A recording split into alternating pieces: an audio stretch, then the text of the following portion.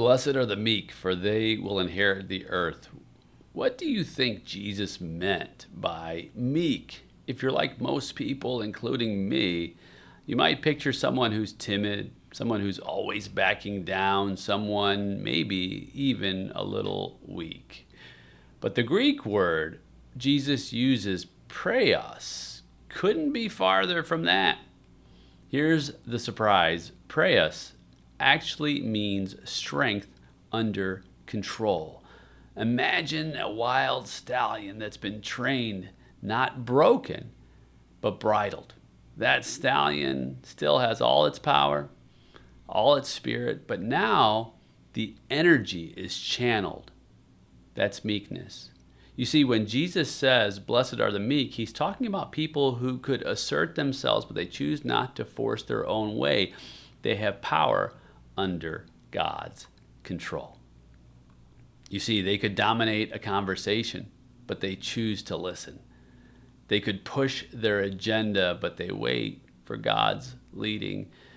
They all have opinions, they all have skills, and maybe even authority, but they willingly bring it under God's direction.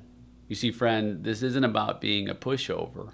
It's about trusting God enough to let him be in charge, even when you have every reason and ability to take matters into your own hands. So what does meekness with God look like in your everyday life? Maybe it's holding back a defensive response when you feel misunderstood. Maybe it's waiting instead of rushing ahead when the answer is not clear. Maybe, just maybe, it's surrendering a dream, a timetable, an argument, and saying, God, I trust you to lead this one. Here's the kingdom twist, my friend. The world says the strong inherit the earth. Jesus says the meek do. Why?